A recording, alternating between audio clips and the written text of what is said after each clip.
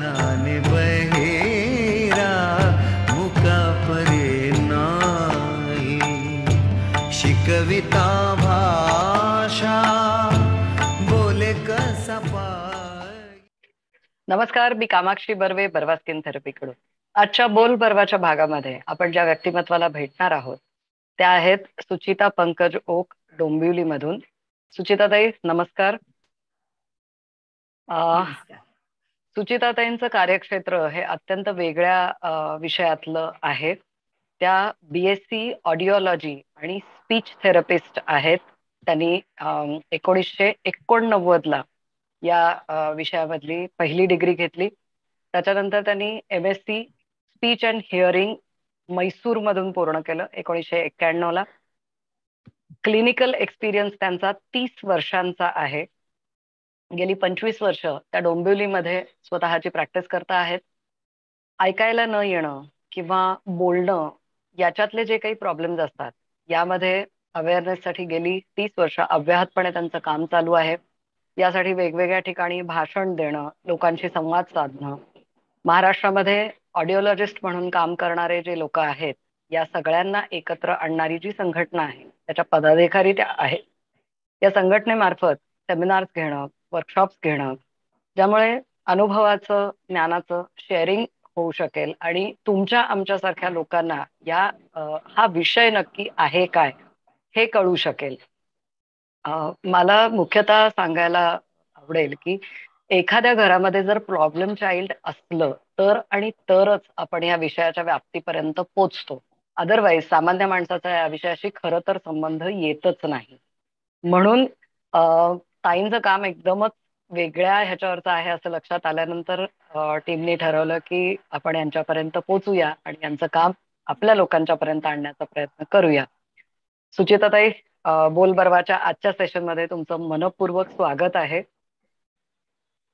धन्यवाद. खूप छान ओळख करून दिलीत, माझीच नव्हे तर आमच्या प्रोफेशनची सुद्धा.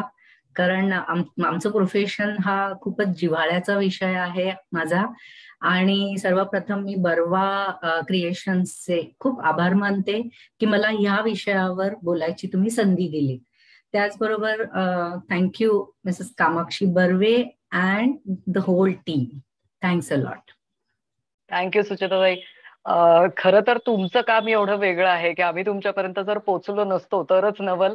आणि जे लोक असे वेगवेगळ्या विषयातल्या तज्ज्ञ मंडळींची नावं आमच्यापर्यंत पोचवतात की अरे ह्यांचं काम वेगळं आहे, बघा जरूर पोचा यांच्यापर्यंत, अशा सगळ्या लोकांना आम्ही खरंच मनापासून धन्यवाद देऊ इच्छितो की वेगवेगळं काम करणाऱ्या लोकांना आम्हाला बर्वाच्या प्लॅटफॉर्मवर बोलवता येतं आहे आणि त्याचा लोकांना उपयोग होतो आहे.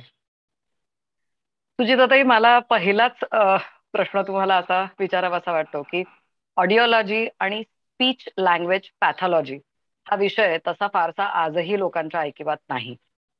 BSc या डिग्रीमध्ये ऑडिओलॉजी आणि स्पीच लँग्वेज पॅथॉलॉजी म्हणजे स्पीच थेरपी, ज्याला सोप्या भाषेमध्ये आपण म्हणू शकतो, हे करता येतं. हे पालक म्हणून म्हणजे असं काही करिअर निवडता येतं हे पालक म्हणून मला खरंच कल्पना नव्हती. म्हणजे BScचे जेवढे वेगवेगळे विषय आहेत त्याच्यामध्ये असा काही विषय असतो हेही माहित नव्हतं. स्पीच थेरपिस्ट असतात हे ऐकलं होतं, पण ते नक्की कोणती डिग्री घेतात किंवा कुठल्या शिक्षणानंतर हे करता येतं हे कल्पना नाही. मग आमच्यासारख्या लोकांना पण खरंच जर हे माहित नसेल तर 30-35 वर्षापूर्वी तुम्हाला या विषयामध्ये आपल्याला करिअर करता येईल किंवा आपण करिअर करावं, ही ब्रांच निवडावी, असं नेमकं का वाटलं? तुम्ही बरोबर सांगितलं. मुळात मला 12वी सायन्स नंतर काहीतरी वेगळं करायचं होतं. नेहमीच BSc किंवा नेहमीचे कोर्सेस काही असे करायचे नव्हते. आणि लकीली माझी एक आत्या नायर हॉस्पिटलमध्येच ती काम करायची, तर तिने मला ह्या कोर्स बद्दल सांगितलं, पण थोडस सांगण्यामध्ये उशीर झाला. त्याच्यामुळे काय झालं की नायर हॉस्पिटलमध्ये हा जो कोर्स आहे, जे खूप म्हणजे प्रथितयश कॉलेज आहे आणि खूप जुनं आहे, फक्त तिथल्या सगळ्या जागा तोपर्यंत भरल्या होत्या. त्यामुळे पण त्याच वेळेला तिथे आम्ही जेव्हा चौकशी करायला गेलो तेव्हा तिथल्या स्टाफने आम्हाला सांगितलं की मुंबईमध्ये अजून एक असंच एक कॉलेज नवीन चालू होत आहे. त्याचं नाव Ali Yavar Jung national institute for the hearing handicap. बँड्रामध्ये ते कॉलेज चालू होत आहे, तर तुम्ही तिथे चौकशी करून बघा. म्हणून आम्ही तिथे चौकशी करायला गेलो आणि ते इन्स्टिट्यूट, ते कॉलेज बघून मला खूपच छान वाटलं आणि लकली मला तिथे ऍडमिशनही लगेच मिळाली. आमची इनफॅक्ट तिथे पहिली बॅच होती या कोर्सची, म्हणजे ते नुकतंच चालू झालेलं कॉलेज होतं. आणि पुढच्या 3 वर्षांमध्ये आमच्या या कॉलेजमुळे, तिथल्या गुरुजनांमुळे, स्टाफमुळे मला अतिशय अशा या नाविन्यपूर्ण किंवा सामाजिक बांधिलकीची शिकवण देणाऱ्या अशा या कोर्सबद्दल आवड पण निर्माण झाली आणि नवीन काहीतरी शिकायचा एक हुरूप पण मिळाला. संधी आयुष्यामध्ये जातीये का काय असं वाटतानाच नवीन संधी खरं तर हातात येते आपल्या, आणि मग त्या संधीचं सोनं कसं करायचं हे मला वाटतं ज्यांना तो एक शब्द माहिती आहे, सामाजिक बांधिलकी, की विषय वेगळा आहे, केवळ काहीतरी वेगळं करायचं आहे म्हणून तुम्ही ह्याच्याकडे वळालेल्या नक्की नाही आहात हे कळतच आहे. मला सांगाल की तुम्ही बीएससी या विषयामध्ये पूर्ण केलं, मग ऍडव्हान्स मध्ये एमएससी पण याच विषयामध्ये पूर्ण केलं, तर त्या दोन मध्ये एक टर्मचा छोटासा डिफरन्स आहे, तर तो आम्हाला जरूर ऐकायला आवडेल की बीएससी चा सब्जेक्ट काय आणि एमएससी साठीची पुढची हे काय काय सांगाल? तो बीएससी ऑफकोर्स ऑडिओलॉजी आणि स्पीच थेरपी असं आमची डिग्री होती त्यावेळेला, आणि त्याच विषयामध्ये मास्टर्स पण करता येतं त्याच विषयामध्ये. फक्त तेव्हा अडथळा असा होता की मास्टर्स तेव्हा फक्त आणि फक्त म्हैसूर युनिव्हर्सिटीमध्ये होतं, अख्ख्या भारतामध्ये. बाकी कुठेही मास्टर्स अवेलेबल नव्हतं. आणि इथल्या अलिअर्जंग मधल्या शिक्षकांमुळे प्रेरणा तर मिळाली होती की मास्टर्स करायचं या विषयामध्ये, पण नक्कीच माझ्या आई वडिलांचा एक हे होतं की एवढ्या लांब कसं पाठवायचं, तेही 2 वर्षासाठी, जिथे भाषा माहित नाही किंवा त्यावेळेला फोन किंवा अशा गोष्टी सुद्धा फारशा काही उपलब्ध नव्हत्या, आणि त्याच्यामुळे ते एवढे उत्सुक नव्हते मला पाठवायला. पण आमच्या कॉलेजमधल्या शिक्षकांनीच आग्रह धरल्यामुळे आम्ही आमच्याच बॅच मधले जवळजवळ 7 ते 8 जण म्हैसूरला 2 वर्षासाठी रवाना झालो. आणि ते म्हणजे all India institute for speech and hearing हे माझं एक दुसरं आदरणीय कॉलेज. आणि हे कॉलेज खूप असंच जुनं आणि प्रसिद्ध कॉलेज आहे. आणि तिथे आमच्या क्षेत्रातली अतिशय अद्ययावत अशी साधनं उपलब्ध होती. स्टाफ आणि शिकवणारे शिक्षकही खूप जुने जाणते होते आणि आहेत म्हणजे अजूनही. आणि भारतातल्या ते जुनं कॉलेज असल्यामुळे भारतातल्या अनेक राज्यातून तिथे पेशंट्स यायचे, त्यामुळे प्रत्येक विषयाचा सखोल असा अनुभव मिळायलाही आम्हाला तिथे मदत व्हायची. आणि आश्चर्य म्हणजे आम्हाला वेगवेगळ्या भाषांचेही काही शब्द, काही गोष्टी शिकायला लागायच्या, आणि कारण त्याशिवाय तिथे तग धरणं कठीणच होतं. मला तुम्ही जे म्हणालात ना की ते एका सेकंदासाठी एवढ्यासाठी क्लिक झालं की 35 वर्षापूर्वी एका मध्यमवर्गीय मराठी घरातल्या मुलीने एकतर विषय वेगळा निवडायचा, त्याच्यात फक्त डिग्री करून थांबायचं नाही, तर पोस्ट ग्रॅडच्या डिग्रीसाठी म्हणून मैसूर सारखी जागा निवडायची की जिथे मराठीचा गंधही नाही, हिंदी सुद्धा फारसं बोललं जात नाही, अशा जाग्यावरती जायचं, शिकायचं. आणि जसं तुम्ही म्हणालात तसं की मला तुमच्या आई वडिलांना ह्याच्यासाठी धन्यवाद द्यावायची इच्छा होते आहे की त्यांनी हा म्हणजे एक थोडासा काळाच्या पुढे असलेला असं आपण म्हणू शकतो की नॉर्मल शिक्षणामध्ये हा डॉक्टर होतीयस का, बरं ठीक आहे, मग तुला लांब ठेवायला आम्ही तयार आहोत, तेही व्हायचं नाही जनरली. तर हा विषयच इतका वेगळा होता की ती व्याप्ती पालकांनी तेव्हा समजून घेतली. आणि आज आमच्यासारखे जे नवीन पालक समोर आहेत की ज्यांना अरे वा असं पण काहीतरी करता येतं हे माहीत करून देण्यासाठी एक वाट तुम्ही तेव्हा निवडून समोर आणून दिलेली आहे. तर तुमच्या पालकांना देखील त्याचे मनपूर्वक धन्यवाद की त्यांनी तुम्हाला हे शिकण्यासाठी पुढे प्रोत्साहनही दिलं आणि एक हा चल जा तू पुढे, आम्ही आहोत तुझ्या बरोबर. खरंच याच्यासाठी थँक्यू त्यांना नक्की म्हणावं लागेल. मला सांगाल की गेली 25 वर्ष तुम्ही डोंबिवली सारख्या मध्यमवर्गीय तोंडावळा असणाऱ्या लोकवस्तीच्या शहरात तुमची प्रॅक्टिस करता आहात. पेशंट नेमके तुमच्यापर्यंत पोहोचतात तरी कसे? कारण डोंबिवली हे असं काही मुंबईतलं दादर सारखं सेंट्रल याच्यावरचं सेंटर नाही. थोडासा ऑफ ट्रॅक भाग असा म्हणता येईल आपल्याला. जेव्हा तुम्ही प्रॅक्टिस सुरू केली तेव्हा तर डोंबिवलीला ऍक्सेसिबल म्हणजे एक मेन लाईन वरून येणं एवढाच हे होता. मग लोक नक्की तुमच्यापर्यंत पोहोचतात कसे? कारण छोट्या गावाकडून, खेडेगावातून अशा फॅसिलिटीज नाही आहेत. कनेक्शन नेमकं असतं कसं, की स्टेप बाय स्टेप माणसं पुढे येतात कसे, की ओके माझ्याकडे हा प्रॉब्लेम आहे, मी इथून उठलो आणि इथे आलो, हे कसं होऊ शकतं? डोंबिवलीमध्ये मी ऍक्च्युली आले माझ्या लग्नानंतर, आणि मग त्यावेळेला मी ठरवलं की आता इथे आपण प्रॅक्टिस चालू करायची. सुरुवात नक्कीच अतिशय कठीण होती, कारण कमी कर. नेहमीच्या लोकांनाच काय, पण काही वेळेला असं व्हायचं की अनेक म्हणजे फिजिशियन्सना, एक डॉक्टर्सना पण आमचं असं काही प्रोफेशन आहे किंवा प्रोफेशन असण्यापेक्षाही त्याची काही उपयुक्तता आहे, बरोबर. हे खूप पटवून द्यावं लागायचं. आमच्या या कोर्सची मॅक्झिमम माहिती त्यावेळेला ENT डॉक्टर्सना असायची. बरोबर. कारण ऑडिओलॉजी हे फील्ड जनरली ENT डॉक्टरांच्या प्रॅक्टिसशी संलग्न असं असतं. बरोबरच आहे. आणि स्पीच थेरपीचा मात्र प्रॉब्लेम होता, कारण स्पीच थेरपीनी काही फायदा होतो हे आधी पटवून द्यायला लागायचं. पण अर्थातच हळूहळू आता परिस्थिती बदलतीये आणि अनेक प्रकारच्या वेगवेगळ्या डॉक्टर्स कडून, जसे ENT, न्यूरोलॉजिस्ट, पिडियाट्रिशियन्स, जनरल प्रॅक्टिशनर्स, आता तर माउथ पब्लिसिटीने पण पेशंट्स आमच्याकडे येतात. आणि हे बऱ्याचशा डॉक्टर्सना हे समजावं की आमचं हे फील्ड काय आहे, ऑडिओलॉजी आणि स्पीच लँग्वेज पॅथॉलॉजी, याच्यासाठी मी असे बरेच काही इथे सेशन्स घ्यायची. म्हणजे कधी कुठल्या डॉक्टर्सच्या असोसिएशन्समध्ये किंवा काही कुठल्या संस्थांमध्ये, किंवा हल्ली तर मी काही वर्ष काही शाळांमध्येही, म्हणजे एस्पेशली KG स्कूल्स, की तिथे बरेचदा कसं होतं की आपण जर, आपल्याला हे लवकर कळलं की काही प्रॉब्लेम आहे, तर आपण कधी कधी तो प्रॉब्लेम आटोक्यात आणू शकतो लवकरात लवकर, किंवा त्याच्यावर योग्य उपचार वेळेवर करता येतात. अशा ह्यानी शाळांमधली सेशन्स चालू झाली.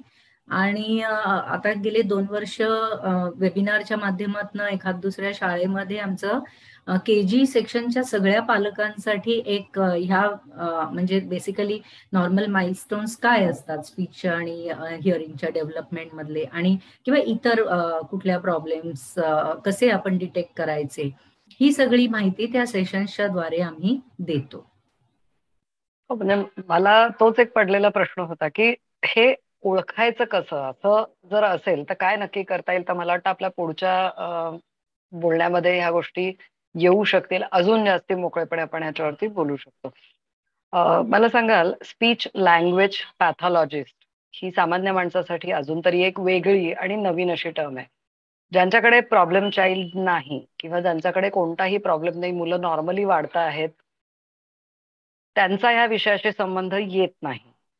पण आपण आपल्या घरात प्रॉब्लेम चाइल्ड जरी नसलं तरी आजूबाजूला आपल्याला कधी कधी असं दिसतं की अरे ह्या मुलाला मदतीची गरज आहे, किंवा पालकांना हे अजून कळालेलं नाही आहे. तर त्यांना एक माझी बांधिलकी म्हणून, की मला दिसलंय तर मला हे सांगावं असं वाटेल की अरे ह्याच्यासाठी हे गरजेचं आहे बरं का. या विषयाची मग थोडी माहिती तुम्ही अजून आम्हाला द्याल का? नक्कीच. स्पीच लँग्वेज पॅथॉलॉजी म्हणजे स्पीच लँग्वेज थेरपी आपण असं म्हणू, किंवा ऑडिओलॉजी, ह्या फील्डमध्ये बेसिकली बोलण्याच्या किंवा भाषावाढीच्या किंवा आवाजाच्या दोषांवरती उपचार केले जातात. आणि ऑडिओलॉजीमध्ये ऐकण्याशी रिलेटेड जे काही प्रॉब्लेम्स आहेत त्याचं निदान आणि उपचार केले जातात. स्पीच थेरपीमध्ये औषधं किंवा गोळ्या दिली जात नाही, हेही मला इथे स्पष्ट करायचंय. कारण बरेचदा आमच्याकडे जे पेशंट्स येतात ते असं नेहमी म्हणतात की ओके ठीक आहे, आता हे तुम्ही सांगितलं, आता ह्याच्यावरती औषध द्या. औषध द्या. असं बरेचदा असं स्टेटमेंट येतच आम्हाला ऐकायला. सो ह्याच्यामध्ये औषधं किंवा गोळ्या दिल्या जात नाहीत, तर आपल्याला काही प्रॅक्टिस, व्यायाम आणि रिट्रेनिंग किंवा ट्रेनिंग ह्याद्वारे आपल्याला ते जे काही स्किल किंवा जे काही कौशल्य मुलामध्ये किंवा मोठ्यांमध्ये नाहीये, किंवा जो काही दोष आहे त्याच्यावरती कसं मात करून पुढे जायचं ते शिकवलं जातं. म्हणूनच तुम्ही असं बघितलं तर बोलणं, भाषा, संवाद किंवा आवाज, उच्चार, आणि आता तर अन्न चावून खाणे आणि गिळणे ह्या संदर्भातही काही त्रास असेल तर स्पीच लँग्वेज पॅथॉलॉजिस्टची मदत घेता येते. आणि म्हणजेच तुम्ही बघितलं तर ह्या सगळ्या विकारांचं निदान आणि उपचार किंवा मूल्यमापन आणि त्याच्यावरती कन्सल्टेशन देणं, सल्ला देणं आणि ते एक्सरसाइजेस वगैरे करून घेणं, हे सगळं काम स्पीच लँग्वेज पॅथॉलॉजिस्ट करतात. आणि ह्याचबरोबर कसं असतं ना, की नुसतं थेरपीला येऊन चालत नाही कोणीही. त्या थेरपीमध्ये जो सल्ला दिला जातो, जे व्यायाम दिले जातात किंवा जे काही फॉलो करणं नियमित आवश्यक असतं, त्याच्यासाठी घरच्या व्यक्तींचा सहभाग आणि स्वतः पेशंटचाही सहभाग हा खूप आवश्यक असतो. त्यामुळे ह्या प्रत्येक सेशनमध्ये त्या व्यक्तीचं किंवा घरच्यांचं समुपदेशन म्हणजे काउन्सिलिंग हे अतिशय आवश्यक असतं. कारण आपण जर त्यांना ही सगळे एक्सरसाइज सांगतोय, पण त्याच्या मागची बॅकग्राऊंड काय आहे, की आपण ते का करायला पाहिजे, त्यातलं नियमितता का पाहिजे, हे सगळं जर आपण घरच्यांना किंवा त्या मोठी व्यक्ती असेल तर त्यांना पटवून दिलं तर ते नक्कीच घरी फॉलो होतं. आणि स्पीच थेरपीमध्ये दुसरा एक की पॉइंट असा आहे अर्ली आयडेंटिफिकेशन. म्हणजे जेवढं लवकरात लवकर आपण ह्या कुठल्याही दोषावरती उपचार चालू करू, तेवढं जे आपल्याला इम्प्रूव्हमेंट आहे किंवा फरक आहे तो प्रभावीरित्या दिसून येतो. आणि मग लहान मुलांमध्ये याचा फायदा कसा होतो, तर एखाद्याला प्रत्येक आई वडिलांना असं वाटत असतं की माझ्या मुलांनी नॉर्मल शाळेत शिकलं पाहिजे, स्पेशल मुलांच्या शाळेत नको जायला. पण जर आपण वेळेवर उपचार चालू केले, मग फक्त स्पीच थेरपीचे असे नाही, काही वेळेला इतरही काही फील्ड्स, इतरही काही थेरपीज आवश्यक असतात. तर ह्या सगळ्या म्हणून आम्ही त्याला टीम अप्रोच म्हणतो. सो हे बरोबर. सगळे उपचार जर वेळेवर चालू केले तर नक्की हे पॉसिबल होतं. म्हणजे इन्क्ल्युजन म्हणजे नॉर्मल शाळेमध्ये, सोसायटीमध्ये नेहमीच्या इतर सगळ्या व्यक्तींप्रमाणे वावरणं किंवा नॉर्मल शाळेत शिकणं. मोठ्या व्यक्तींमध्ये अशा प्रकारच्या वेळेवर केलेल्या उपचारांमुळे त्यांची व्यावसायिक प्रगती, समाजामध्ये आत्मविश्वासाने वावरणं, संवाद साधणं हे सगळं शक्य होतं. सो थेरपीमध्ये प्रत्येक व्यक्तीच्या गरजेप्रमाणे मेंदूला चालना देणारे व्यायाम म्हणजे मेंदूचं फंक्शन, त्याच्यानंतर कधी कधी तोंडाचा किंवा जिभेचा मसाज किंवा व्यायाम द्यावं लागतं. भाषावाढीला प्रोत्साहन देणाऱ्या वेगवेगळ्या ऍक्टिव्हिटीज, कन्सेप्ट बिल्डिंग ऍक्टिव्हिटीज, आवाजाचा दोष असेल तर त्याच्यावरती काही उपचार किंवा टेक्निक्स हे दिले जातात. आता थेरपिस्ट हे स्वतः करतातच, पण त्याचबरोबर हे सगळे जे व्यायाम आहेत ते मी आधी सांगितल्याप्रमाणे होम प्रॅक्टिस किंवा ट्रेनिंग हे याच्यामध्ये खूप बरोबर. महत्वाचं असतं. आणि मग नक्कीच या दोषावरती अनेकदा पूर्णपणे किंवा काही वेळेला बऱ्याच प्रमाणात मात करणे शक्य होऊ शकते. जसं आपण म्हणतो की एखाद्या घरामध्ये प्रॉब्लेम चाइल्ड असेल तर केवळ आईनी किंवा वडिलांनी यांनीच याच्यासाठी पुढाकार घ्यायचा आहे असं नाही, तर मोठं भावंड असेल, धाकटं भावंड असेल, त्यांनी सुद्धा थोडंसं मोटिवेशन देणं हे सुद्धा मला वाटतं पेशंटला काही अंतर जास्त चांगल्या पद्धतीने चालायला मदत करू शकतं, की ओके चलो आज इथे आहोत आपण, अजून 4 पावलं आपण पुढे जातो आहोत. तर याच्यासाठी पहिल्यांदा आधी हे आयडेंटिफिकेशन होणं गरजेचं आहे, की येस इथे काहीतरी प्रॉब्लेम आहे. आणि ओव्हरऑलच आपण भारतीय समाजाची मानसिकता जर बघितली तर प्रॉब्लेम्स हे फेस करण्यापेक्षा टाळण्याकडे आपला कल थोडासा जास्त असतो. नाही, नाही असं काही नाहीच आहे. अशी एक मानसिकता थोडीफार आपल्याला जास्ती बघायला मिळते. तर पालकांना खरोखर माझी विनंती आहे, की असं जर काही तुम्हाला पाहायला मिळत असेल तर प्लीज त्या विषयातल्या तज्ञ लोकांना अप्रोच करा आणि त्या मुलाचं आयुष्य चांगलं होण्याच्या दृष्टीने आपल्याला प्रयत्न नक्की करता येऊ शकतील.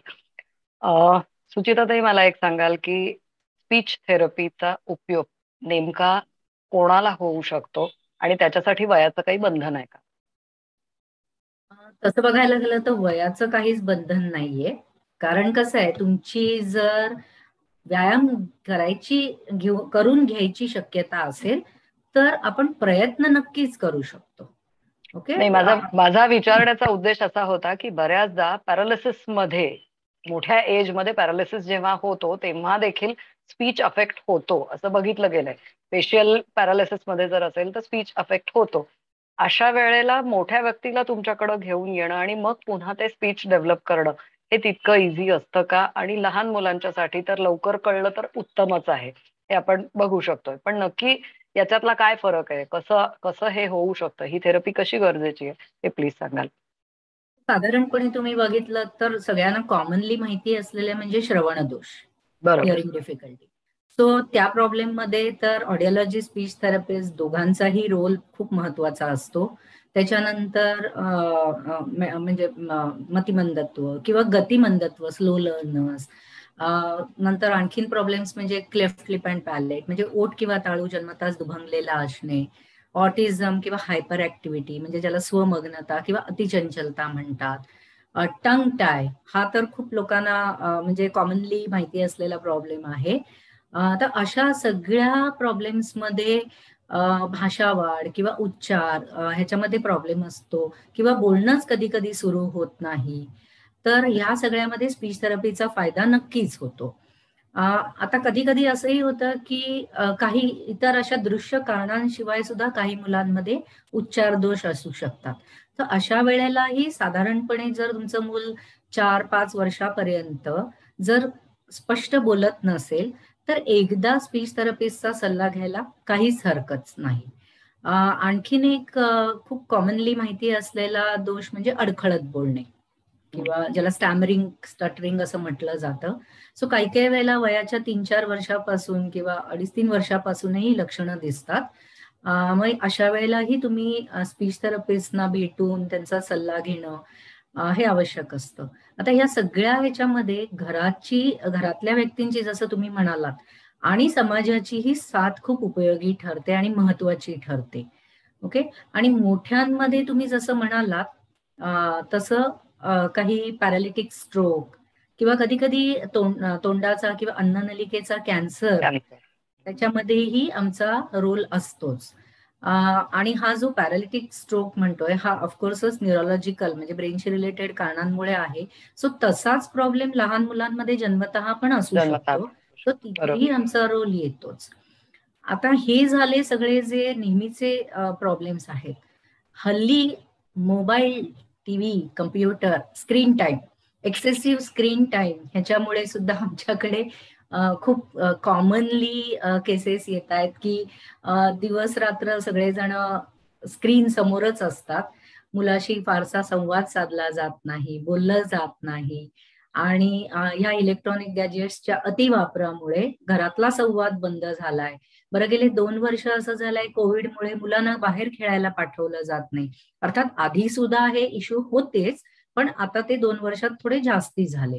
ट्रिगर आउट झालेत आता. एक्झॅक्टली. त्याच्यामुळे काय झालंय की मुलांमधला संवाद, घरातला संवाद, संभाषण कमी झालाय, बंद झालाय. मुलांना मैदानी खेळ किंवा बुद्धीला चालना देणारे खेळ हेही जास्त म्हणजे मिळत नाही. आणि त्याच्यामुळे काय होतं, अनेक मुलांमध्ये वोकॅबलरी म्हणजे शब्दसंख्या कमी असणं, शब्द भांडार कमी असणं किंवा त्यांना साधी साधी वाक्यही बनवता न येणं, अशा प्रकारचे अनेक प्रॉब्लेम्स दिसायला लागलेत. ह्याच्यामध्ये आणखीन एक ऍडिशन म्हणजे खूप जास्त भाषांचं एक्सपोजर आणि कधी कधी इंग्रजीचा अतिरेक. म्हणजे अगदी 6-8 महिन्याचं, 10 महिन्याचं मूल असल्यापासूनही हे मूल कॉन्व्हेंटमध्ये जाणार, ह्याच्यामुळे आई वडील काही जास्तच प्रमाणात इंग्लिश भाषा बोलतात. पण त्याच्यामध्ये होतं कसं, घरामध्ये मे बी आईला इंग्लिश बोलता येतं पण आजी आजोबा किंवा इतर कोणाला इंग्लिश बोलता येत नाही. त्यामुळे मग घरातला संवाद हा जास्ती करून मातृभाषेत होतो, पण मुलाशी बोलताना मात्र इंग्रजीचा अतिवापर होतो. आणि त्या ह्याच्यामध्ये असं होतं की इंग्रजी, मराठी आणि कधी कधी हिंदी सुद्धा, कारण बाहेर ते मूल गेलं की हिंदीचा वापर वाढतो. असं मग खूप भाषांचं एक्सपोजर त्या मुलाला मिळतं. पण हे जे एक्सपोजर असतं ना, ते पुरेशा पोषक प्रमाणात नसतं. म्हणजे कसं आहे, आपल्याला हे माहितीये की लहान मुलं भाषा पटकन शिकतात, पण ते कधी, जेव्हा ती भाषा तेवढ्या पूर्णत्वाने तुम्ही मुलाला म्हणजे देता तेव्हा. पण जर फक्त sit down, stand up, come here किंवा कॅट, डॉग, काऊ इथपर्यंत जर ते इंग्लिश भाषेचं ज्ञान जात असेल तर त्याचा काही फारसा मग उपयोग होत नाही. आणि मग अशी मुलं सुद्धा हल्ली आमच्याकडे थेरपीसाठी येतात. म्हणजे इनफॅक्ट आमच्या बऱ्याच कलिग्सचा हा अनुभव आता कॉमन अनुभव आहे. आणि म्हणूनच मी ते केजी सेक्शनचं जे सेशन्स घ्यायला सुरुवात केली ओके. ते त्याच्यासाठी पण आहे की मुलाशी तुम्ही, हो मलाही माहितीये की प्रत्येक मुलाला इंग्लिश आलं पाहिजे, पण त्याच्या बरोबरीने एका भाषेचा पाया पक्का असणं आवश्यक आहे. आणि आपल्याकडे एक भाषा म्हणजे जनरली ती मातृभाषा असते, कारण 2.5-3 वर्षापर्यंत मूल आपल्या घरातच असतं जास्ती करून. त्यामुळे ती मातृभाषा ही पण त्याचा पाया पक्का करणं आवश्यक असतं. म्हणजे मग दुसरी, तिसरी, चौथी भाषा ही शिकणं फार कठीण होत नाही. जसं मी तुम्हाला एक उदाहरण सांगते. आम्ही जेव्हा मैसूरला गेलो, कानडीचा आम्हाला गंधही नव्हता. पण 1-2 वर्षामध्ये आम्ही सगळे क्लासमेट्स ऑलमोस्ट सगळे कन्नडा शिकण्यामध्ये म्हणजे बोलण्यामध्ये एक्सपर्ट झालो. कारण त्याशिवाय तिथे टिकाव धरणं शक्यच नव्हतं. कारण मॅक्झिमम पेशंट्स जे यायचे ते हीच भाषा बोलणारे यायचे. आणि त्यामुळे म्हणजे 2 वर्षात जर वयाच्या 20-21व्या वर्षी आपण एखादी भाषा फ्लुएंटली बोलू शकतो. कारण एक्सपोजरच तेवढं असतं. तर तेच आपण आपल्या लहान मुलांबरोबर की मातृभाषेचा पाया पक्का करा आणि मग तुम्ही पुढे जा. आता ह्याच्यामध्ये एक मातृभाषा, पितृभाषा हाही हल्ली एक इश्यू असतो. सो तिथे मी सांगते पेरेंट्सना की हे बघा, मला मुलांनी कोणती भाषा बोलावी हे मी सजेस्ट नाही करत. तुम्ही सगळ्यांनी मिळून ठरवा आणि मग मात्र तीच भाषा तुम्ही सगळ्यांनी घरात बोला. म्हणजे अनेक इश्यू जे स्पीच आणि लँग्वेज डेव्हलपमेंटमध्ये येतील ते टाळू शकतो आपण सुरुवातीच्या वयामध्ये. That's it. हा तुमचा शेवटचा जो मुद्दा होता ना, हा तर खूप हल्ली कॉमनली पाहायला मिळतो आहे की आईची मातृभाषा वेगळी आहे, वडिलांची मातृभाषा वेगळी आहे. मुलं सुरुवातीपासूनच 2 वेगवेगळ्या भाषांना सामोरे जातात. बऱ्याचदा भाषांचं मिक्सिंग जे काही होतं त्यांचं, म्हणजे आईकडच्या भाषेतले 2-4 शब्द, बाबाकडच्या भाषेतले 2-4 शब्द आणि मिळून मग वाक्य तयार होतं. किंवा जसं आपण म्हणालो की टीव्ही, सिरियल्स, मुलांचे कार्टून्स जे काही आहेत, त्या कार्टून्स मध्ये सुद्धा ट्रान्सलेशन होऊन आलेलं जर असेल तर ठीक, अदरवाईज जॅपनीज, चायनीज लँग्वेज मधले सुद्धा कार्टून्स बघितले जात आहेत आणि पालकांना शोधावं लागतंय की अरे हे कुठल्या भाषेत बोलतोय माझा मुलगा, कळतच नाही आहे. मग लक्षात येतं की अरे टीव्हीवरचं कार्टून बघताना त्यांनी ही भाषा ऐकलेली आहे. हा एक अजून वेगळा, म्हणजे जसं म्हणतो आपण की जमाना जैसे चेंज हो रहा है तो प्रॉब्लेम्स भी अलग अलग तरफ से आ रहे हैं और अलग अलग टाइप के आ रहे हैं. तसं थोडंफार इथे होताना दिसतं आहे मला. त्याच्यामध्ये ना नुसतं वाच्या भाषा विकार असं नाही, बिहेवियर प्रॉब्लेम्स पण खूप निर्माण होतात. म्हणजे हे बरोबर आहे. सतत टीव्ही समोर वेळ घालवणे. आणि जसं तुम्ही म्हणताय तसं कधी कधी मूल बडबड खूप करत असतं. म्हणजे मग तुम्ही म्हणालात तसं मलाही कधी कधी पेरेंट्सना सांगायला असं वाटतंय ना की तो चायनीज बोलतोय. पण आपल्याला चायनीजचा काही उपयोग नाही. काय आपल्याला आपलीच भाषा पाहिजे. मग ती आपली भाषा त्याला कोणाकडून मिळणार? तर आपल्याकडून मिळणार. आणि म्हणून तुमचा त्याच्याबरोबर, त्या मुलाबरोबरचा संवाद, संभाषण, क्वालिटी टाइम देणं हे खूप गरजेचं आहे. बरोबर आहे. म्हणजे नुसतं मुलांच्या हातामध्ये मोबाईल टिकवला की तो खेळत बसतोय किंवा तो काहीतरी ऐकत बसतोय, बघत बसतोय, मग मला माझी कामं करता येत आहेत, याच्यामध्ये नुकसान दोन्ही बाजूंचं आहे, हे पालकांनी पण समजून घ्यायला हवंच आहे. कारण येणारी पिढी जी आहे पुढची, ही सतत याच गोष्टी बघत राहिली तर खूप मुलांच्या मध्ये सुद्धा ना, म्हणजे तुम्ही जसं म्हणालात आता की बिहेव्हिअरल इश्यूज पाहायला मिळतात.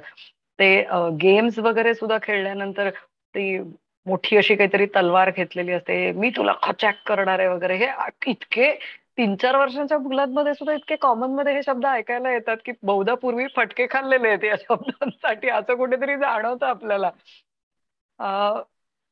हे तर म्हणजे छान सांगताय तुम्ही की या गोष्टी, ह्या प्रॉब्लेम्स असू शकतात. म्हणजे त्याच्याकडे बघण्याचा मला वाटतं दृष्टिकोनच बदलायला हवा आहे की अरे हे सगळं नॉर्मल आहे, असं नाहीये. काही वेळेला हे प्रॉब्लेम कडे घेऊन जाणारा वाट पण असू शकते, मग त्याच्याकडे आपल्याला नीट पाहायला हवंय. मला सुजाताताई सांगाल की आवाजामधल्या दोषांवर पण स्पीच थेरपीने उपचार करता येतो असं मी ऐकलं होतं. म्हणजे हे बरोबर आहे का? आवाजातला दोष म्हणजे तोतरेपणा हा त्याच्यामध्ये येतो का? तो धरला जातो का त्याच्यामध्ये? नाही, तोतरेपणा हा स्पीच प्रॉब्लेम आहे. ओके. मग आवाजातला दोष म्हणजे आपण क्वालिटी ऑफ साऊंड असं म्हणायचं का? करेक्ट. ओके, बर. मग याबद्दल सांगाल, कारण आवाजातला दोष म्हणजे नेमकं काय? माझा आवाज घोगरा असणं हा दोषाकडे जाणारा भाग आहे का माझा आवाज अति मंजूळ असणं हा दोषाकडे जाणारा भाग आहे? नेमकं काय म्हणजे मध्ये आम्ही कुठेतरी लंबकासारखे हलणार इकडून तिकडून, त्यापेक्षा तुम्ही क्लिअर करा.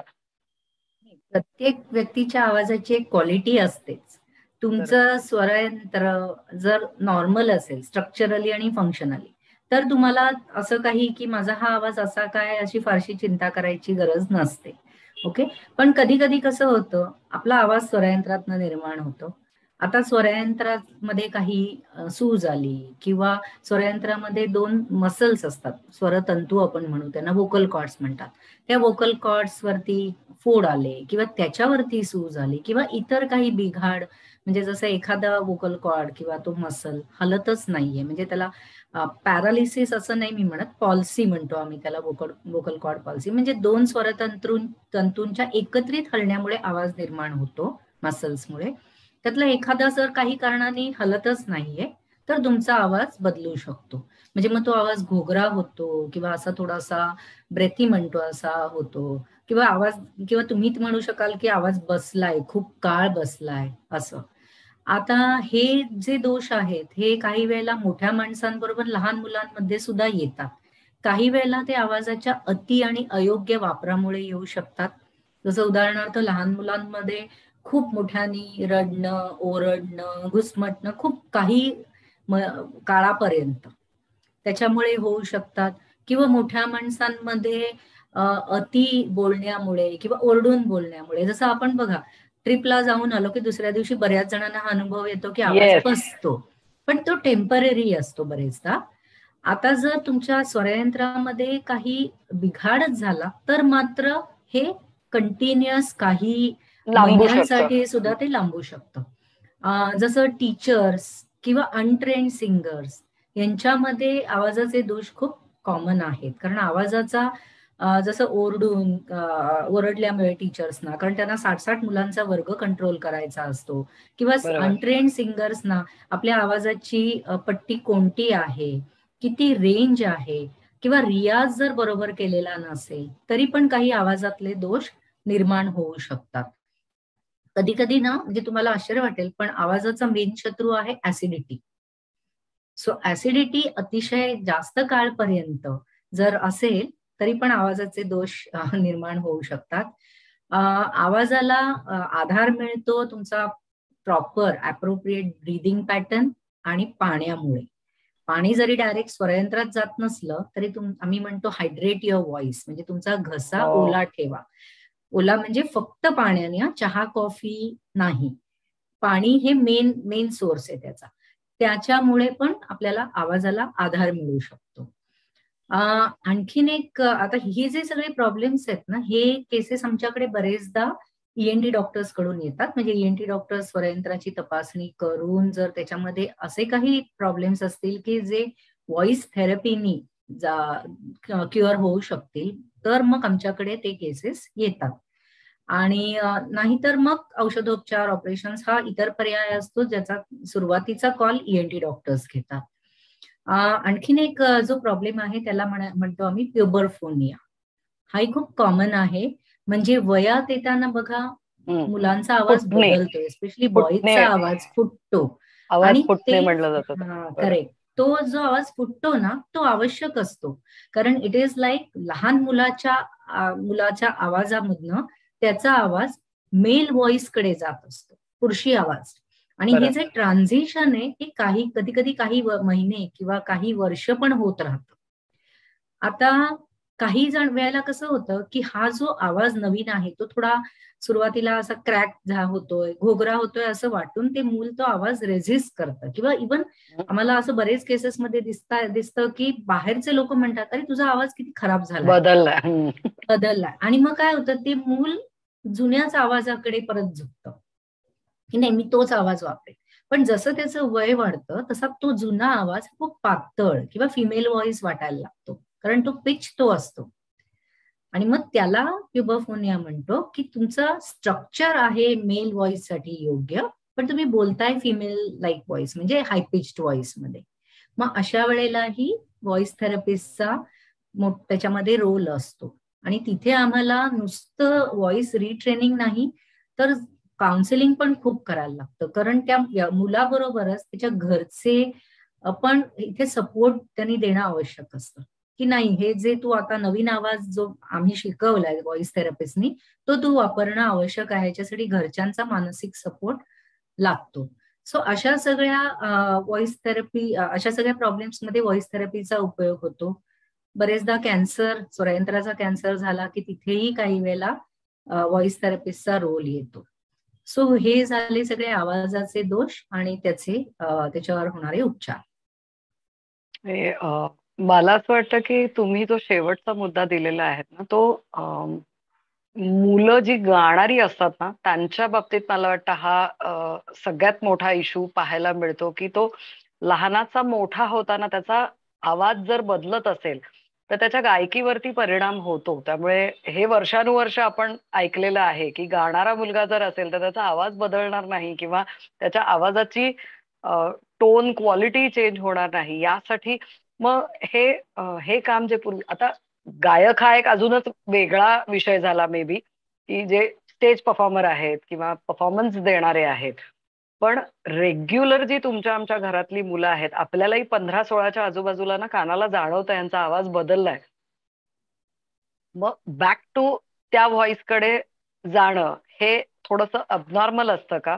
म्हणजे नॉर्मली तुमचा जो मिळालेला नवीन आवाज आहे याच्याशी जुळवून तुम्ही घ्यायला हवं अशा पद्धतीने आपल्याला त्यांना सांगणं गरजेचं असतं का? करेक्ट. कारण त्यांचं स्वरयंत्र पण थोडं बदलत असतं ना, जशी इतर प्युबर्टल चेंजेस होतात तसं स्वरयंत्राचा मध्येही बदल होतात आणि मग ते बदल हे नवीन आवाजासाठी पोषक असतात. सो अशा वेळेला तुम्ही जर जुनाच लहान मुलासारखा असलेला आवाज वापरत राहिलात तर ते इनफॅक्ट स्वरयंत्रावरती पण ताण आणणारं असतं आणि म्हणून अशा वेळेला थेरपीची आवश्यकता असते. इनफॅक्ट आता हे सगळं मी दोषांबद्दल सांगितलं. तुम्ही जे म्हणालात गायक, तर हल्ली आता आमच्याकडे बरेच असे गायक किंवा प्रोफेशनल व्हॉइस युजर्स पण येतात, की दोष काहीच नाहीये, पण आमचा आवाज अजून प्रभावीपणे कसा वापरू शकू किंवा आवाजाचं म्हणजे जे त्यांच्या सिंगिंग टीचर्सकडनं त्यांच्या गुरूंकडनं मिळतं त्याच्या व्यतिरिक्त व्हॉइस थेरपिस्ट कडनं अजून काही जर पॉइंट्स मिळाले, अजून काही ट्रेनिंग मिळालं तर त्यांचा हा जो आवाज आहे तो त्यांना अधिक चांगल्या प्रकारे वापरता येईल.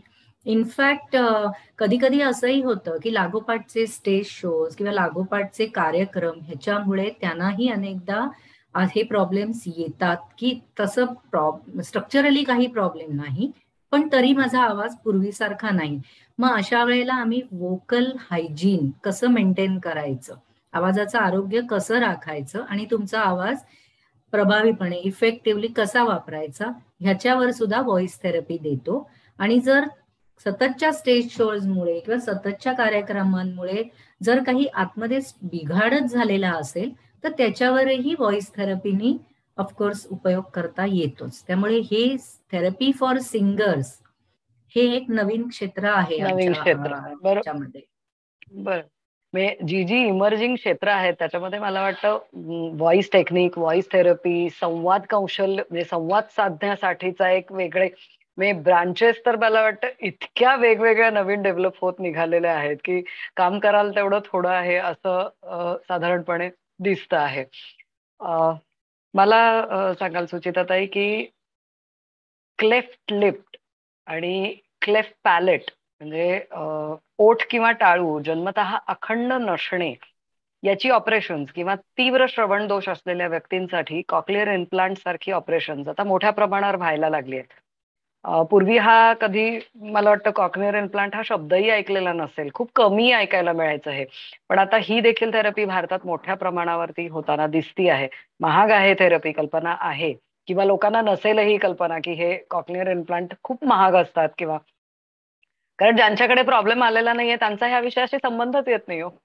पण तसं जर असेल तर हे जसं कुठलंही ऑर्थोशी रिलेटेड ऑपरेशन झालं किंवा काही इश्यू झाला तर त्याच्यानंतर फिजिओथेरपी ही जशी गरजेची असते तशी अशा पद्धतीची ऑपरेटिव्ह झाल्यानंतर स्पीच ऑडिओ थेरपिस्ट किंवा यांचा रोल मोठ्या प्रमाणावर असतो का, किंवा सजेस्ट केलं जातं का की अरे तुम्हाला यांच्याकडे जाणं गरजेचं आहे बरं का, नुसतं ऑपरेशन करून थांबू नका?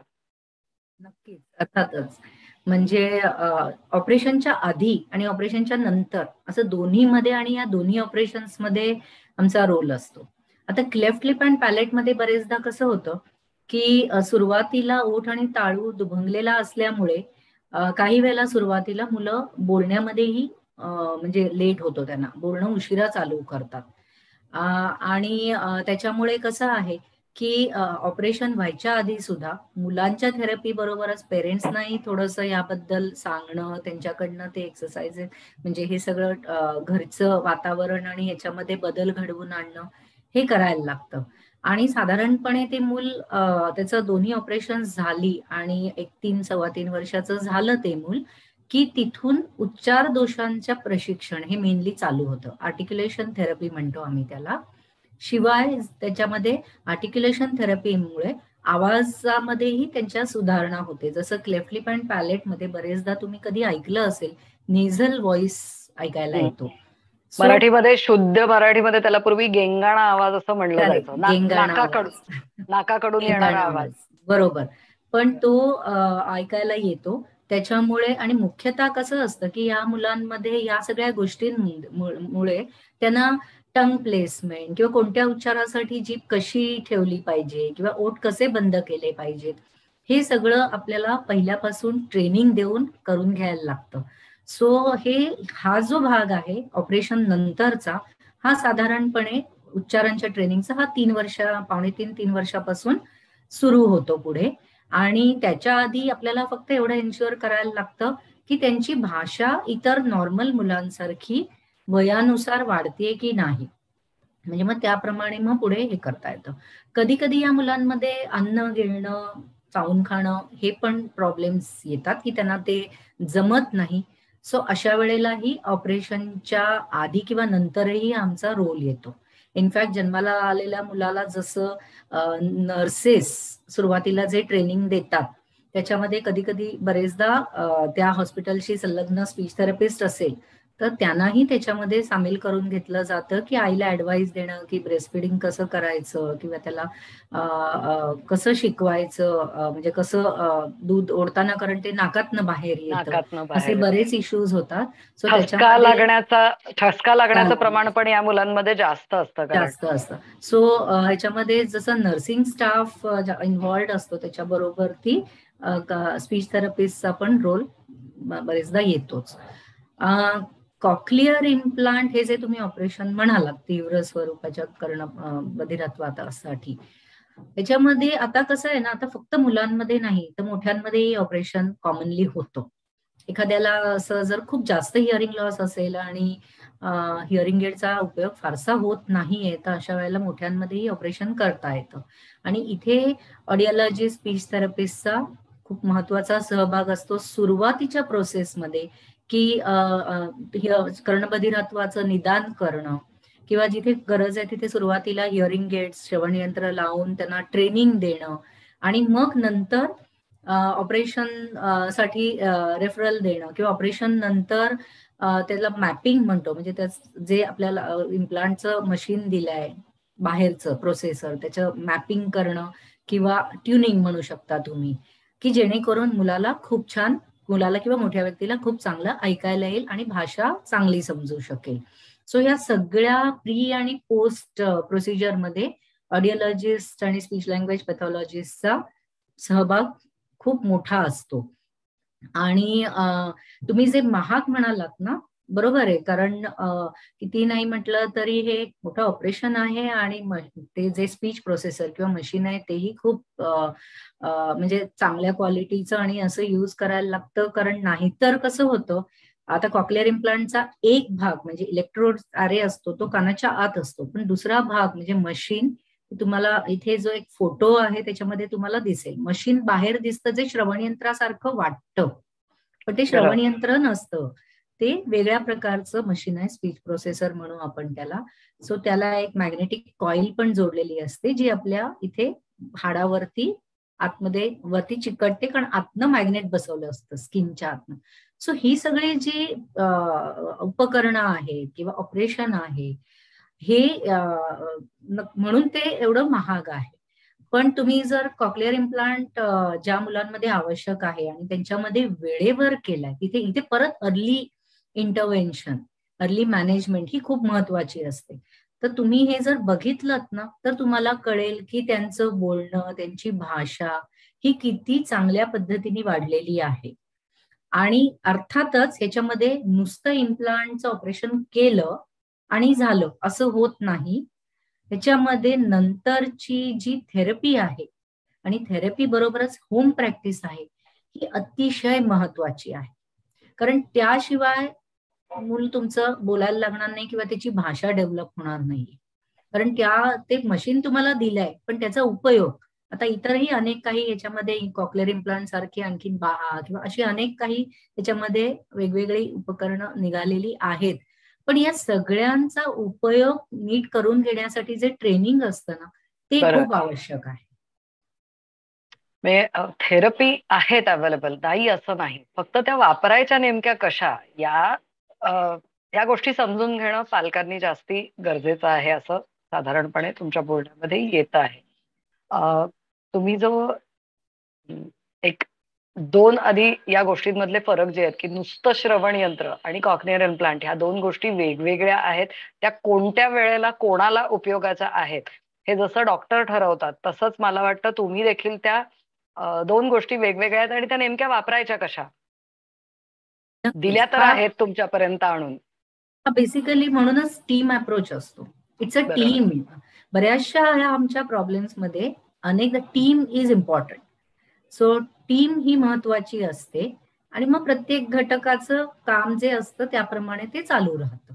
आता जिथे टीम असेल नसेल तिथे काय, तर मग अशा वेळेला जिथे आवश्यक असतं, जसं एखाद्या प्रॉब्लेम मध्ये मला ऑक्युपेशनल थेरपीची त्या मुलासाठी आवश्यकता आहे, तर मग जरी ती समजा एखाद्या पर्टिक्युलर ठिकाणी आवश्यक नाही, आय मीन अवेलेबल नाही, तरी जिथे अवेलेबल आहे तिथे जाऊन पेरेंट्सनी ते शिकून घेणे व्यायाम आणि एक फॉलोअप ठेवणं. अगदी दर आठवड्याला नाही तरी समजा महिन्यातनं एकदा. जसं आता पेशंट समजा 300 किलोमीटरवर राहतोय, तर त्याला प्रत्येक वेळेला ती मुंबईत किंवा कुठेही येऊन सारखं ते थेरपी घेणं शक्य नसतं. मग अशा वेळेला स्पीच थेरपी काय किंवा इतर कोणतीही थेरपी काय, हे ह्याच्यामध्ये आम्ही होम प्रोग्राम्स देतोच आणि ते मग स्ट्रिक्टली फॉलो करणं हे आवश्यक असतं, जर आपल्याला खूप चांगले रिझल्ट हवे असतील तर. म्हणजे जसे डॉक्टर आणि थेरपिस्ट टीमचा एक भाग आहे, तसेच थेरपी घेणारा पेशंट, त्याच्या घरातले, हा सुद्धा त्या टीमचाच एक भाग असतात, की म्हणून तुम्ही त्याला टीम वर्क म्हणताय. नक्की थोडक्यात तुम्ही असं बघितलं ना, पेशंट आणि त्याच्यानंतर लगेच इमिजिएटली ऍक्च्युली त्याची फॅमिली येते. फॅमिली नंतर आम्ही सगळे थेरपिस्ट किंवा डॉक्टर्स येतो, त्याच्यात टीचर्स पण असतात. मग पण कोणत्याही पेशंटची फॅमिली हा मेन त्यातला गाभा असतो कुठल्याही थेरपी किंवा ट्रीटमेंट मधला. आणि मला वाटतं कुठल्याही पेशंटचा कॉन्फिडन्सचा जो काही भाग आहे, हा देखील कॉन्फिडन्स बिल्डिंग आहे किंवा खाली ढकलणं आहे, या दोन्ही गोष्टी पहिल्यांदा सुरू होतात या फॅमिलीतनच सुरू होतात. एक आपल्याकडचा कॉमनली बघितला जाणारा एक हे आहे की मुलाला एखादा प्रॉब्लेम जर असेल तर थेट प्रश्न हा त्या मुलाला येतो पहिल्यांदा. म्हणजे रादर या गोष्टीची माहिती थोडीशी मोठ्या माणसांच्याकडून घेऊन मग सेन्सिटिव्हली मुलांशी बोलणं हे आपल्याकडे खूप कमी बघायला मिळतं. थेट पद्धतीने काय रे तुला ऐकायला येत नाही वाटतं, असा जो एक थेट प्रश्न येतो ना, तो त्या मुलाच्या आत्मविश्वासाला एक तर ब्रेक देणारा असतो. हे देखील समजून घेण्याची गरज आहे आणि मला वाटतं समाज या पद्धतीने थोडासा सेन्सिटिव्ह किंवा इव्हॉल्व्ह होत निघाला आहे. आता पूर्वी इतके थेट प्रश्न मुलांच्या पर्यंत येत नाही आहेत. क्युरिओसिटी जर असेल तर मला वाटतं पालकांशी बोलून कुठेतरी आमची काय मदत होऊ शकेल या अप्रोचकडे समाज थोडासा निघाला आहे असं पाहायला मिळतं. मला वाटतं 25-30 वर्षापूर्वी ही परिस्थिती खरंच अशी नव्हती. इनफॅक्ट मुलांना कशाला, मोठ्यांमध्येही हा इश्यू येतो. जसं आता श्रवण यंत्र देतो तेव्हा बरेचसे पेशंट्स, आता हल्ली थोडी परिस्थिती बदलते, पण अजूनही असं बरेचदा होतं की घरचे जबरदस्तीने घेऊन येतात एखाद्या व्यक्तीला आणि तिथे पहिलं हे असतं की मला न दिसणारं श्रवण यंत्र द्या. पण मग म्हणजे ते मग तुम्हाला सूट होतंय नाही होतंय तो भाग नंतरचा असतो. पहिलं म्हणजे हे श्रवण यंत्र दिसलं नाही पाहिजे, कारण कोणीतरी मला चिडवेल. म्हणजे अगदी मोठ्या व्यक्तींमध्ये, वयस्कर व्यक्तींमध्येही हा भाग बरेचदा येतो आणि तो आम्हाला काउन्सिलिंगनी, समुपदेशनाने सोडवायला लागतो. कारण अजूनही जरी श्रवण यंत्र आता कॉमन व्हायला लागलं असलं, तरी काही वर्षापूर्वी जी चष्म्याची परिस्थिती होती ना, तीच अगदी आता अगदी श्रवण यंत्राची आहे. करेक्ट. अ, म्हणजे या गोष्टीला प्रॉब्लेम मानायला लोक अजून तयार नाही आहेत. रादर ह्या प्रॉब्लेम वरती तुम्ही सोल्युशन घ्याल तर तुमचं आयुष्य सुखकर होणार आहे. जसं चष्म्याने तुमची आयुष्य सुखकर झाली, तसेच ह्या देखील गोष्टी कित्येकदा मला असं मला नाही ऑब्झर्वेशन आहे, सिनियर्स काठी हातात घ्यायला तयार नसतात, which is really going to help them खरं तर. पण तो एक थोडासा हेजिटेशन असतं, नाही मला येतंय, नाही मला जमतंय चालायला. पण अरे ती काठी तुम्हाला जर सपोर्ट करणार असेल, तुमच्या चाल अ, सुधारणं म्हणणार नाही मी, पण त्या चालीचा क्वालिटी सुधारण्यासाठी तुम्हाला त्याचा उपयोग होणार आहे. मला वाटतं कानाच्या मशीनचं तसंच आहे. तसंच आहे. अ, खूपदा असताना लॉकडाऊन मध्ये मला काही लोकांशी बोलताना हे जाणवलं, म्हणजे ज्यांना श्रवण दोष पूर्वापार आहेत किंवा ज्यांना जन्मतः कर्णबधिरत्व आहे, अशा लोकांनी एक चळवळ उभी केली होती की मराठी सिरियल्स ज्या लागतात टीव्हीवरती, तर आम्हाला त्याचे डायलॉग्स कळत नाही, तर खालच्या बाजूला मराठीमधून त्याच्यातले डायलॉग यावेत यासाठी काही व्यक्ती भांडत आहेत. आणि आम्हाला बोलबर्वाच्या प्लॅटफॉर्मचा या गोष्टीसाठी उपयोग करता आला याचा आम्हाला आनंद आहे. शोभाताई नाखरे म्हणून ज्या कर्णबधीर विद्यार्थ्यांना शिकवणाऱ्या खूप सिनियर शिक्षिका आहेत, यांच्या मुलाखतीच्या वेळेला आम्ही हा प्रयोग करू शकलो होतो की त्यांची पूर्ण मुलाखत आम्ही मराठीमध्ये बोलत असताना देखील त्यांच्या कर्णबधीर विद्यार्थ्यांना कळावी, म्हणून आम्ही सगळे डायलॉग्स हे खाली मराठीमध्ये येतील अशी व्यवस्था केली होती.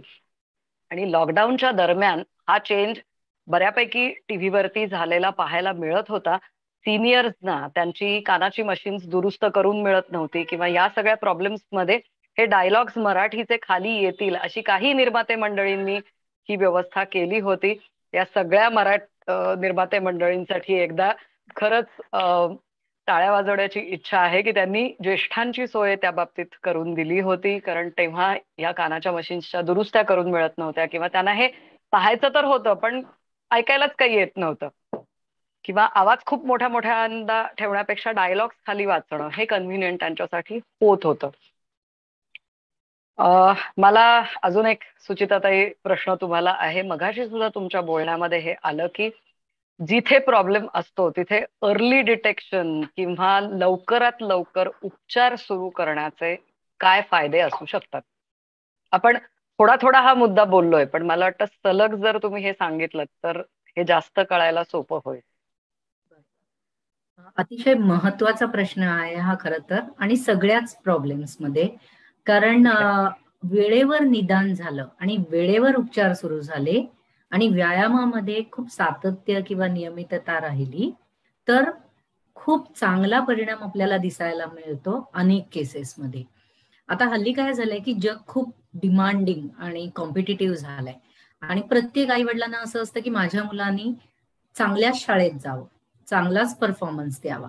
पण जर असे काही दोष आहेत की ते ह्या परफॉर्मन्समध्ये अडथळा निर्माण करतायत, तर मग अशा वेळेला जसं लक्षात आलं तसं एकदा तरी स्पीच थेरपिस्ट किंवा एनी अदर रिस्पेक्टिव्ह थेरपिस्ट किंवा डॉक्टर्सना दाखवून त्याच्याबद्दलचा एक सल्ला घेणं आवश्यक असतं. आणि जर गरज असेल तर थेरपी किंवा उपचारही कंटिन्यू करायला लागतात.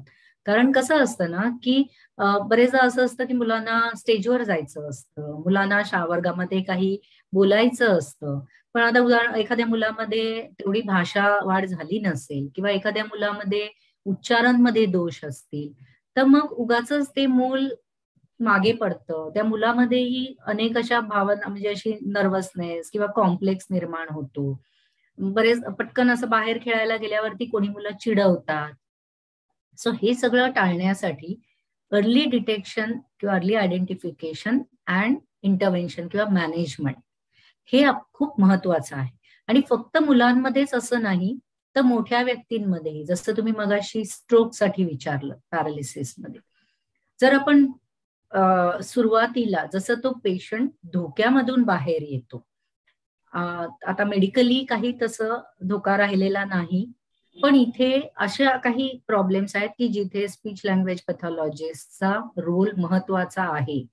तर अशा वेळेला जेवढं लवकर नियमित अशी थेरपी चालू केली तर नक्कीच फरक पडतो. मी असं म्हणणार नाही की अगदी सगळ्याच केसेसमध्ये, पण जर अर्ली आयडेंटिफिकेशन आणि मॅनेजमेंट असेल तर आपण त्याला जसं गोल्डन पिरियड म्हणतो, म्हणजे प्रॉब्लेम झाल्यापासून पहिले स्ट्रोक, जसं उदाहरणार्थ प्रॉब्लेम झाल्यापासून पहिले 3 ते 6 महिने किंवा वर्षभर, तर त्या ह्याच्यामध्ये तुम्ही जेवढं लवकर सगळे थेरपी चालू कराल तेवढी त्या पेशंटची प्रगती व्हायला फायदा होतो. आणि नुसतं थेरपीला जाणं नाही तर घरी प्रॅक्टिस करणं हे परत परत मी सांगते महत्वाचं असतं. आणि या सगळ्याचा नंतर फायदा कुठे होतो, तर ती व्यक्ती आपल्या मूळच्या ज्या पहिलं त्याचं जे प्रोफेशन आहे किंवा पहिलं जे तो काम करत होता त्या कामावरती परत जाणं हे त्यांना जास्तीत जास्त शक्य होऊ शकतं. आणि म्हणून ते इंग्रजीमध्ये ती सेइंग आहे ना, 1 स्टिच इन टाइम सेव्हज 9, ती इथे थोडीफार लागू पडते की तुम्ही जितकं लवकर काम करायला सुरुवात म्हणजे थेरपी घ्यायला सुरुवात कराल तेवढं तुमचा जो बाकीच्या गोष्टींमधला अडथळे आहेत ते दूर व्हायला मदत होईल किंवा काही प्रमाणात कमी व्हायला तरी मदत होईल. मी मिसेस श्रीदी खानोलकर, माझा मुलगा अन्वय खानोलकर हा बोबडा बोलतो. तर डॉक्टर सुचिता ओकचं Oak speech and hearing clinic याचा नंबर मिळाला. त्याचा नंबर मिळताच मी लगेच त्याची अपॉइंटमेंट घेतली. अपॉइंटमेंट घेतल्यावर मी माझ्या मुलाला डॉक्टर सुचिता ओककडे घेऊन गेली. त्यांनी मला सांगितलं की स्पीच थेरपीला वेळ लागतो, रेग्युलरली एक्सरसाइज आणि वाचन केल्याने नक्की फरक पडेल. मग मी रेग्युलरली एक्सरसाइज आणि त्याचं वाचन घेऊ लागली. गेल्या 1 वर्षापासून भरपूर फरक पडला आहे. मला तुमच्या 2 गोष्टी खूप आवडल्या ताई. एक म्हणजे अर्ली डिटेक्शन हे जसं गरजेचं आहे, तसाच टीमचा सपोर्ट, ह्या 2 गोष्टींचं जे कोऑर्डिनेशन आहे हे मला वाटतं आपली आजची मुलाखत जे कोणी पाहत असतील, ऐकत असतील, ज्यांना स्वतःच्या घरात नाही पण आजूबाजूला असं काही दिसत असेल, तर कुठल्याही प्रकारचं हेजिटेशन न घेता की मी कसा बोलू, मी या माणसाला हे कसं सांगू, याचं हेजिटेशन न घेता तुमच्या बोलण्याने त्या लहान मुलाला म्हणा किंवा मोठ्या माणसाला जर मदतच होणार असेल तर मला वाटतं तो वाईटपणा घ्यायला खरंच काही हरकत नाहीये. आला वाईटपणा तर येऊ दे, पण हे सांगा की इथे ही गोष्ट गरजेची आहे जी तुम्हाला काहीतरी नवीन कळालेली आहे. समजा त्यांना नसेल माहिती तर प्लीज त्यांच्यापर्यंत न्या. एखाद्या छोट्या मुलाचं आयुष्य, एखाद्या मोठ्या माणसाचं आयुष्य, जसं तुम्ही म्हणालात बॅक टू नॉर्मल होण्यासाठी मदत नक्की होऊ शकेल. मला सांगाल सुचिताताई की हे सगळं लहान मुलांच्या बाबतीत आपण थोडं जास्त प्रमाणात बोलतोय, पण मोठ्यांचे पण सिमिलर प्रॉब्लेम्स असू शकतात. तर त्याला कसं डील करता येतं, किंवा न्यूरो कम्युनिकेशन डिसऑर्डर्स जे आहेत, म्हणजे न्यूरोलॉजी मध्ये म्हणजे ब्रेनच्याशी सिग्नल येण्याच्या दृष्टीने काही गडबड होते आहे आणि मग त्याच्यामुळे होणारे जे प्रॉब्लेम्स आहेत हे काय असू शकतात. म्हणजे अन्न चावून खाणे आणि गिळणे हा सुद्धा प्रॉब्लेम असू शकतो. म्हणजे हे तर मला नव्यानेच कळतं आहे की असा खरंच प्रॉब्लेम असू शकतो. म्हणजे खूप स्लो जेवण असेल त्याच्यामध्ये, किंवा हे गिळण्याचा जो भाग आहे हाच येत नाही आहे, तर हे कसं कळतं किंवा याच्यामध्ये तुमची मदत काय पद्धतीने होऊ शकते. तो मोठ्यांमध्ये जसं आपण म्हटलं की आपल्याला कॉमनली माहिती असलेला प्रॉब्लेम म्हणजे अडखळत बोलणं किंवा तोतरेपणा. तर ह्याच्यावरती पण स्पीच थेरपीच्या टेक्निक्सचा उपयोग होतो. त्याची प्रॅक्टिस करायला लागते घरी सुद्धा आणि थेरपीमध्ये येऊन सुद्धा. कधी कधी ह्या केसेसमध्ये ग्रुप थेरपीचा खूप चांगला उपयोग होतो. कारण म्हणजे जसं सगळ्याच प्रकारच्या स्पीच डिसऑर्डर्समध्ये ग्रुप थेरपीचा फायदा होतो, की त्या वयाच्या जे व्यक्ती आहेत बरोबर. किंवा लहान मुलं आहेत आणि त्यांचे जे कॉमन प्रॉब्लेम्स आहेत अशांची ग्रुप थेरपी. तर असे सुद्धा ग्रुप थेरपी बरेचदा घेतली जाते आणि अडखळत बोलणाऱ्या व्यक्तींमध्ये किंवा कधी कधी हे तुम्ही जे न्यूरो कम्युनिकेशन डिसऑर्डर्स म्हणाले ते ह्यांच्यामध्येही ग्रुप थेरपी फायदेशीर ठरते. किंवा काही काही ठिकाणी सपोर्ट ग्रुप सुद्धा की त्यांचे जे कॉमन प्रॉब्लेम्स आहेत ते डिस्कशन करण्यासाठी असे सपोर्ट ग्रुप सुद्धा आहेत. आता ह्या अडखळत बोलण्याबरोबरच स्वरयंत्रामध्ये जे बिघाड होतात, जे दोष निर्माण होतात, तर ही जी ह्या ज्या केसेस आहेत त्याच्यामुळे आवाज बदलतो, घोगरा होतो किंवा कॅन्सरमध्ये जो आवाजामध्ये बदल होतो किंवा कधी कधी पूर्ण आवाज जातो, कारण स्वरयंत्र कधी कधी पूर्णच काढून टाकायला लागतं. तर मग अशा वेळेला त्यांना वेगळ्या पद्धतीने बोलायला शिकवणं हा पण स्पीच म्हणजे थेरपीचा एक भाग. हा, वेगळ्या पद्धतीने बोलायला शिकवलं जातं. म्हणजे आपलं जे पोटातनं येणारी जी आवाज आहे ना, म्हणजे आपण जे असं फार कॉमनली त्याला हे नाहीये, ढेकर आपण देतो ना, बर तो जो आवाज असतो त्याच्यावरती आपल्याला वेगवेगळे अक्षर आणि शब्द उच्चारणं शिकवलं जायचं. काय इसोफेजियल स्पीच सांगताय, हे अजून वेगळंच, अजून काहीतरी वेगळं वेगळंच सांगताय तुम्ही. आहे. आणि ह्याच्यामध्ये आर्टिफिशियल लॅरिंग्स म्हणून पण एक उपकरण येतं. म्हणजे हा. आयदर तुम्ही इसोफेजियल स्पीच वापरा, आर्टिफिशियल लॅरिंग्स वापरा. म्हणजे आर्टिफिशियल लॅरिंग्स म्हणजे एक असं यंत्र असतं की जे इथे या घशाच्या वरती लावून त्याच्यातनं जो आवाज निर्माण होतो हो त्याच्यातनं तुमच्या तोंडाचे वेगवेगळे अक्षर उच्चारण्याच्या पोझिशन्स घेऊन तुम्ही बोलणं म्हणजे तुम्ही बोलू शकता. सो मला हा एक वाटतं स्पीच असं असं काही फिल्म मध्ये बघितलेलं आठवतंय की इथे एक असं व्हाईट असं काहीतरी मशीन बाहेरच्या बाजूनी धरलंय करेक्ट. आणि ते ओ ओके थोडस बर तुम्हाला आवाज तो असा रोबो सारखा कधी कधी वाटू येस शकतो, इलेक्ट्रॉनिक आवाज वाटतो तो बरोबर. इलेक्ट्रॉनिक. सो हा कॅन्सर साठीचा उपचारातला भाग झाला. सो हे सगळं ओके मोठ्यांमध्ये या बरेचदा येतं. आणि तुम्ही जे म्हणालात की न्यूरो कम्युनिकेशन डिसऑर्डर्स, सो स्ट्रोकमुळे किंवा मेंदूला जी इजा पोहोचलीये त्याच्यामुळे जी वाचा भाषा विकार किंवा कधी कधी आवाजातले विकार निर्माण होतात त्याच्यावरती सुद्धा स्पीच आणि लँग्वेज थेरपीचा उपयोग होतो. आणि या असे जे प्रॉब्लेम्स निर्माण होतात त्याच्यामध्ये बरेचदा अफेजिया ही कॉमन प्रॉब्लेम आहे. अफेजिया म्हणजे तुम्ही भाषा विसरता. बाकी तुम्हाला बऱ्याचशा गोष्टी माहिती असतात, लक्षात असतात, पण जे शब्द आहेत ना ते शब्द तुम्हाला आठवत नाहीत किंवा शब्द समजत नाही.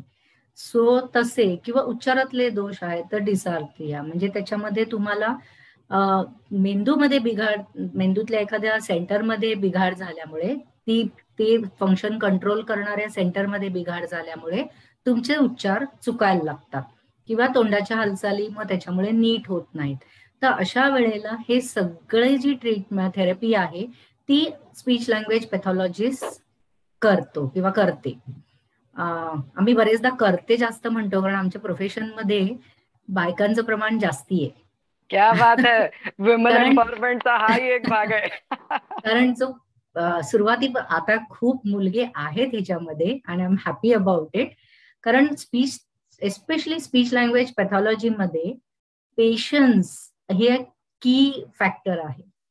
पेशन्स खूप लागतो तुम्हाला आणि त्याच्यात जे व्यायामातलं जे नियमितता आहे ना ती करून घेण्यामध्ये तुम्हाला खूप म्हणजे खूप त्यासाठी एक डेडिकेशन संयम द्यावं लागतं, बाळगायला योग लागतो लागतो, आणि डेडिकेशन. डेडिकेशन लागतं. येस. त्यामुळे सुरुवातीला तर म्हणजे असं बरेचदा व्हायचं की एखाद्या 10च्या स्ट्रेंथ असलेल्या वर्गामध्ये 8 किंवा 9 मुली आणि 1 मुलगा असं होतं. आता ते प्रमाण थोडं थोडं बदलतंय. Happy about it. पण हे सगळं याच्यामध्ये आहे. सो जेव्हा आपण मोठ्यांचे प्रॉब्लेम्स म्हणतो त्याच्या आणि ह्याच्यामध्ये मोठ्यांचे प्रॉब्लेम म्हटलं की व्हॉइस प्रॉब्लेम्स हे सुद्धा ह्याच्यामध्येच येतात. व्हॉइस इफेक्टिव्हली किंवा एखाद्या सिंगरला व्हॉइस इफेक्टिव्हली चेंज करून घ्यायचा आहे. तर हे सगळं मोठ्यांचे कम्युनिकेशनचे प्रॉब्लेम्स आहेत. आणि जे तुम्ही म्हणालात अन्न चावून खाणे आणि गिळणे ही अशी इव्हॉल्विंग अशी ब्रांच आहे स्पीच थेरपीची. की ज्याच्यामध्ये कसं होतं ना, बरेचदा स्ट्रोक आला किंवा इतर काही असे हे आता कॅन्सर पेशंट्स आहेत, ह्यांच्यामध्ये बरेचदा हे इश्यूज येतात. सो स्पीच थेरपिस्ट अनेक असे आता ह्या क्षेत्रामध्ये फक्त डेडिकेटेडली काम करणारे आहेत, की जे फक्त म्हणजे बॅचलर्स आणि मास्टर्स पीजी झाल्यानंतर एक काही महिन्याचं फक्त आणि फक्त ह्याचं ट्रेनिंग घेतात. त्याला डिस्पेजिया किंवा डिस्पाजिया असं म्हटलं जातं, की अशा प्रकारच्या व्यक्तींसाठी, हा प्रॉब्लेम असलेल्या व्यक्तींसाठी कशी ट्रीटमेंट द्यायची, कशी थेरपी द्यायची आणि कसं ह्याच्यातनं त्यांना बाहेर काढायचं. पण कसं असतं, बोलणं हे सेकंडरी फंक्शन आहे आपल्या तोंडाचं. पहिलं फंक्शन आहे अन्न चावून खाणं आणि गिळणं. आणि एखाद्या डिसऑर्डर, एखाद्या प्रॉब्लेम मधनं जेव्हा व्यक्ती बाहेर येते, तेव्हा महत्वाचं असतं की पहिलं त्या व्यक्तीला तोंडाने अन्न चावून खाता आणि गिळता आलं पाहिजे, नाकातल्या नळीतनं नको. बरोबर. नाकातल्या नळीतनं अन्न का द्यायला लागतं? कारण तोंडाने अन्न घेतलं की ठसका लागतो, कारण ते श्वासनलिकेत जायला लागतं अन्न, आणि बरोबर. म्हणून ती नाकातनं नळी घातली जाते जी डायरेक्ट पोटामध्ये अन्न पोचवते लिक्विड फॉर्म मध्ये. पण त्यांनी काय होतं, एकतर स्ट्रेंथ व्यक्तीची वाढत नाही, शक्ती वाढत नाही, कारण तुम्ही फक्त लिक्विड्सवर राहता मग, आणि न्यूट्रिशन दुसरा पोचत नाही. बरोबर, न्यूट्रिशन होत नाही त्याचं. आणि मग त्याच्यामुळे जो बोलण्यासाठी किंवा आता स्ट्रोक असेल तर उभं राहण्यासाठी जी शक्ती आली पाहिजे ती येत नाही. त्याच्यानंतर एक समाधान मिळत नाही, की अन्न चावून खाणं आणि गिळणं ह्याच्यामध्ये एक जे समाधान आहे ते समाधानही नळीतनं घातलेल्या अन्नामुळे मिळत नाही, चव लागत नाही. आणि म्हणून असं कुठलाही जेव्हा पेशंट असतो आणि की ज्याच्या नाकातनं नळी घातलेली आहे, राईस ट्यूब म्हणतात त्याला, तर पहिलं एखाद्या स्पीच थेरपिस्टचा पहिला एम हा असतो की ती नळी काढून टाकण्यासाठी जे काही त्या व्यक्तीला शिकवलं पाहिजे, तोंडाचं फंक्शन किंवा तोंड नुसतं ओरल कॅव्हिटी किंवा तोंड नाही तर घसा पण त्याच्यामध्ये येतो. सो इकडनं अन्न नीट तोंडाद्वारे पोटामध्ये पोचलं पाहिजे, सॉलिड फूड. त्याच्यासाठी जे काही व्यायाम देता येतील ते पहिले केले पाहिजे. सो ह्या सगळ्या न्यूरो कम्युनिकेशन डिसऑर्डर्स मध्ये ही पहिली पायरी असते बरेचदा, जेव्हा तो पेशंट अन्न चावून खात नसतो आणि गिळत नसतो. एका प्रश्नाच्या उत्तरामध्ये तुम्ही स्पेशलायझेशनचे मला वाटतं 5 ते 6 प्रकार सांगता आहात, की स्पीच आणि ऑडिओलॉजिस्ट म्हणून जी कोणी नवीन मुलं पुढे येत आहेत त्यांच्यासाठी काय काय ब्रांचेस ओपन होत आहेत. एक वस्तुपाठ सारखं तुम्ही देत आहात, की अरे फक्त एवढंच नाही, तुम्हाला हेही करता येणार आहे, तुम्हाला हेही करता येणार आहे, तुम्ही चूज करा, तुम्ही जर या विषयाकडे येत असाल तर. आजची मुलाखत जे कोणी पालक पाहत असतील त्यांनी कान उघडे ठेवून ऐका, की काय काय आपल्या मुलांच्यासाठी इंजिनिअरिंग आणि मेडिकल ह्या 2 गोष्टी सोडून काय काय करायला मिळणार आहे.